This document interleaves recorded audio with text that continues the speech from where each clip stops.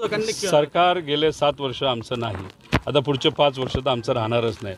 माझं ते एक मत आहे की आमच्या जवळचा असो, आमच्या पार्टीचा असो, कुठलाही असो, जो कुठला असेल, जर तो व्यक्ती त्या ठिकाणी गुन्हेगार असेल तर गुन्हेगारीला जात नसते, धर्म नसतो, पार्टी नसते, विचार नसते, तो गुन्हेगार हा गुन्हेगार असतो आणि सामान्य लोकांवर अन्याय करणारा तो व्यक्ती असतो। त्यामुळे कुठल्याही पक्षाचा असो, कुठल्याही समाजाचा असो, गुन्हेगार हा गुन्हेगार असतो आणि त्याला तिथं शिक्षा ही झालीच पाहिजे अशी आमची सगळ्यांची भूमिका आहे। त्या प्रकरणामध्ये अनेक आरोपी जे आहेत ते फरार आहेत अजूनही, सगळे जे कुठले असतील, आता होम मिनिस्टर साहेब देवेंद्र फडणवीस साहेब बनलेले आहेत, आता त्या ठिकाणी त्यांनी जर पुढाकार घेतला आणि चांगले अधिकारी त्या जिल्ह्यामध्ये जर आणले तर मला असं वाटतं की न्याय मिळाल्याशिवाय राहणार नाही। काय मागणी करताय सीआयडी चौकशी वगैरे? सीआयडी वगैरेतून काय होणार आहे याच्यात मी हेच तुम्हाला सांगतोय, जोपर्यंत पारदर्शक पद्धतीने ज्युडिशियल एन्क्वायरी होणार नाही, नाही तर एखादा असा अधिकारी ज्याच्यावर लोकांचा तिथं विश्वास आहे, एखादा चांगला अधिकारी बीड जिल्ह्यामध्ये आणला तो 2 महिन्यापेक्षा जास्त का टिकत नाही असा प्रश्न कधी तुम्ही केलाय का कोणाला?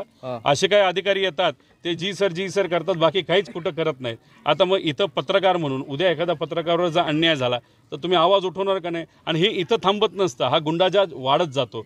आता जेव्हा या कंपनीमध्ये 6 तारखेला जेव्हा हे सगळे गुंड लोक आले होते, जो खुले असेल, चाटे असेल, जो कुणी असेल, तेव्हा त्याला तिथं संतोष अण्णा व तिथं इथे काही चांगले होतकरू 25 पोरं आली होती आणि तिथं सोनवणे नावाच्या ज्या वॉचमॅनला मारलं गेलं होतं, म्हणजे हाणामारी झाली होती, त्यांनी त्या ठिकाणी त्या गुंडाला बाहेर काढलं। आता गुंडाला बाहेर काढल्यानंतर गुंडाचा इगो हर्ट झाला, कारण का त्याचं कशावर चालतं तर दहशतीवर चालतं। तिथं एखाद्या सरपंचाने गुंडाला बाहेर काढलं तर म्हणजे त्याची दहशत संपली आणि ती दहशत परत बसवण्यासाठी दुर्दैवाने अण्णाचा मर्डर तिथं झाला आणि अतिशय वाईट पद्धतीने झाला।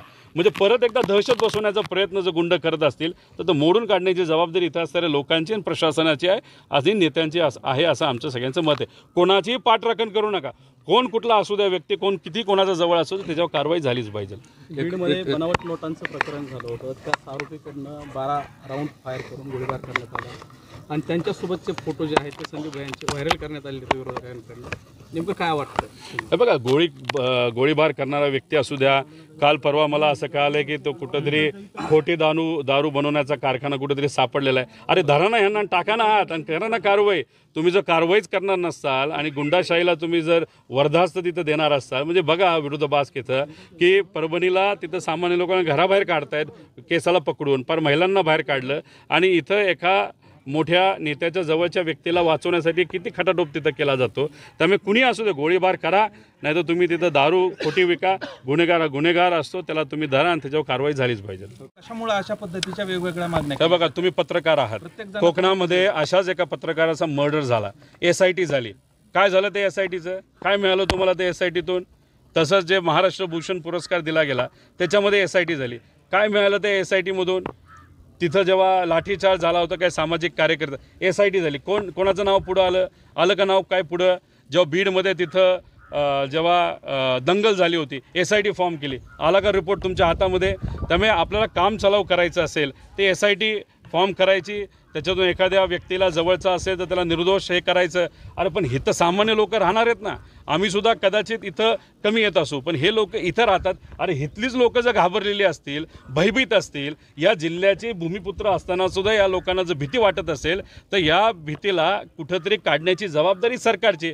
आम्ही काय म्हणतोय की तिथं देवेंद्र फडणवीस साहेबांनी या जिल्ह्याचं पालकमंत्री पद त्या ठिकाणी घ्यावं आणि स्वतः ते होम मिनिस्टर असल्यामुळे इथं जे सगळे अधिकारी आहेत, काही अधिकारी आहेत का नाही का कोणाच्या खिशात हे सुद्धा कळत नाही, एकदम कडक IPS अधिकारी तिथं आणा, तिथं तुम्ही बसवा आणि निलंक म्हणजे ज्यांच्यावर कुठला कलंक नाही असे अधिकारी तुम्ही आणा।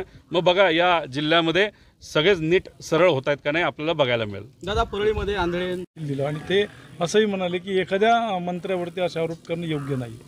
माझं एकच मत आहे, मी मंत्र्याच्या बाबतीत बोललो आहे का? वाल्मिक कराड काय मंत्री झाला का जिल्हा होम मिनिस्टर झाला का? काय म्हणाला?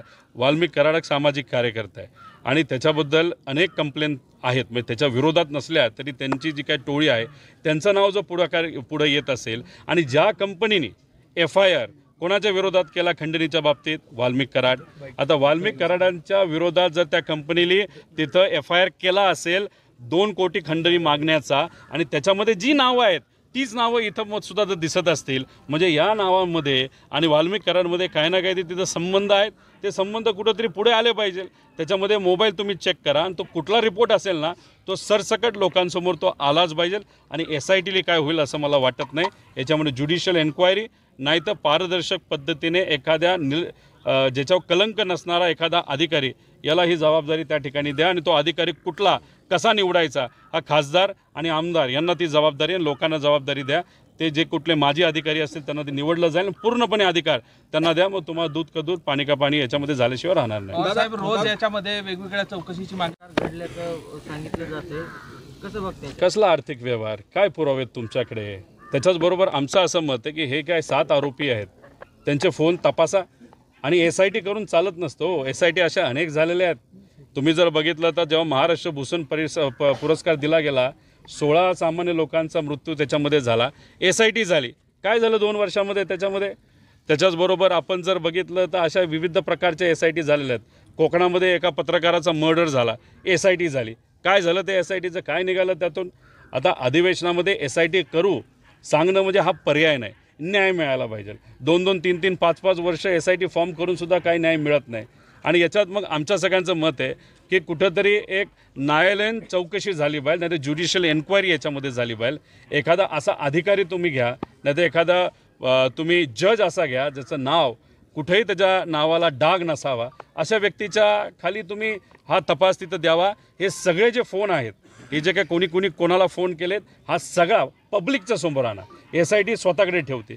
पब्लिकच्या समोर आणा. पब्लिकला कळू द्या कोणी कसा फोन केला, कोणाला फोन केला, कोण कुठं होतं, कोण कुठल्या टावरच्या जवळ होतं, कोण जवळ होतं का नव्हतं. हे सगळ्या गोष्टी दूध का दूध पाणी का पाणी त्या ठिकाणी होईल. बानगर या कुटुंबाच्या बाबतीतसुद्धा जो अन्याय तिथं झाला तेही त्या ठिकाणी समोर येईल. असे बरेच कुटुंबीय आहेत ज्यांनी कदाचित भीतीपोटी तिथं कुठेही FIR केला नाही. असे अनेक लोक आहेत. हे सगळे विषय बाहेर येण्याची तिथं जरूरत आहे. त्यामुळे पैशाचं अण्णाच्या बाबतीत तुम्ही जर अभ्यास केला, भाजपचा एक कार्यकर्ता आहे आणि ह्यांच्याबद्दल बोलायचं झालं, पक्षाचंच बोलायचं झालं, त्याच्यावर सामाजिक कार्यकर्ता म्हणून या सरपंचाचं काम इतकं चांगलं होतं की माझ्या ऑफिसमधून सुद्धा अनेक लोक इथे येऊन त्यांनी केलेलं कार्य जे पाण्याच्या बाबतीत असेल, नाहीतर इथं या गावाला अनेक त्यांनी बक्षिसं मिळवून दिलेली.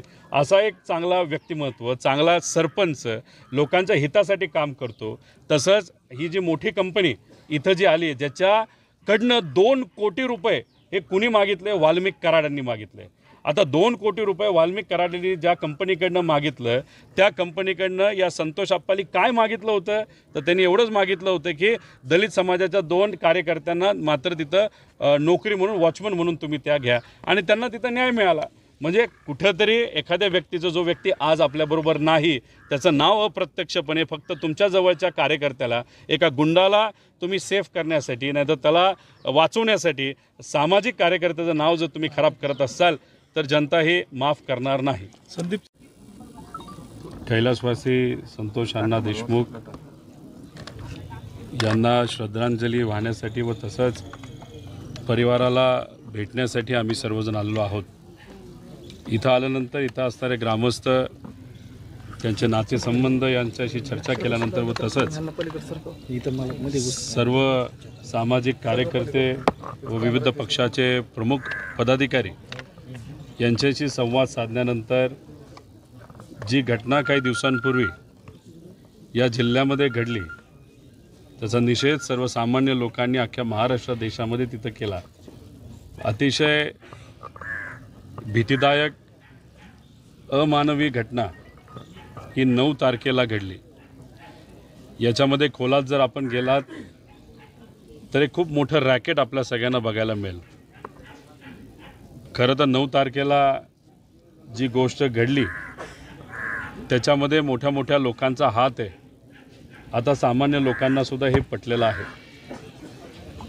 काही महिन्यांपूर्वी जी विंडमिलची कंपनी आहे त्या विंडमिलच्या कंपनीने वाल्मिक कराड यांच्या विरोधात खंडणीचा एक FIR त्या ठिकाणी दाखल केला होता आणि वाल्मिक कराडांबरोबर जे घुले चाटे असे काही ठराविक लोकांची नावं घेतली तीच नावं संतोष अण्णा देशमुख यांच्या मृत्यूच्या दिवशी आणि त्यांना मृत्युमुखी पाडण्यासाठी हेच लोक त्याच्यामध्ये होते असं कुठेतरी आता सिद्ध होतं आहे. त्यामुळे हे 7 जणं आणि दुर्दैव असं त्यातल्या 3 जणांना पकडलं, 4 जणं अजूनसुद्धा फरार आहेत. आणि या 7 जणांबरोबर त्यांचा मुख्य आरोपी नाहीतर आपण ज्याला मास्टर माइंड म्हणतो, जे लोकांशी चर्चा केल्यानंतर ते एकच नाव पुढे येते ते म्हणजे वाल्मिक कराड. त्यामुळे इथं असणाऱ्या लोकांची इच्छा आहे आणि मागणी आहे आणि महाराष्ट्राची बीड जिल्ह्याची मागणी आहे की काही झालं तरी हे 7 गुन्हेगार आणि त्यांच्याबरोबर वाल्मिक कराड नावाचा जो मोठा गुन्हेगार आहे त्यांना लवकरात लवकर पकडलं जावं. आणि ज्या पद्धतीने क्रूर पद्धतीने याचा मर्डर, आपल्या अण्णांचा मर्डर त्या ठिकाणी झाला, त्याच्यामध्ये 302 हा कलमसुद्धा म्हणजे मर्डरचा कलमसुद्धा वाल्मिक कराडवर त्या ठिकाणी टाकण्यात यावं अशी लोकांची तिथं मागणी आहे. खरं तर तुम्ही बघितलं काही महिन्यांपूर्वी बानगर नावाचं एक कुटुंब, त्यांच्यावरसुद्धा अशाच पद्धतीने अन्याय झाला. आणि फक्त 2-3 नावं नाहीत, तुम्ही जर खोलामध्ये गेला तर सर्व समाजाच्या लोकांवर अशाच पद्धतीने अन्याय हा केला गेला आहे. म्हणजे इथे सामान्य लोकांवर अन्याय झाला, पण एक कुठला तरी मोठा नेता नाहीतर इथं असणारा सामाजिक कार्यकर्ता जो स्वतःला म्हणतो, काही नेत्यांचा जवळचा असल्यामुळे त्याला पकडलं जात नाही. आणि तिथंच परभणीला सामान्य लोकांच्या घरामध्ये जाऊन पोलीस पार सामान्य लोकांना घराबाहेर काढून, महिलांना घराबाहेर काढून तिथं लाठीचार्ज करतात. म्हणजे एवढा विरोधाभास. म्हणजे तुमच्याकडे सत्ता असेल, तुमच्याकडे ताकद असेल, तुमच्याकडे पैसा असेल आणि तुमच्याकडे गुंड असतील तर मग कुठेही तुम्हाला हात लावला जाणार नाही.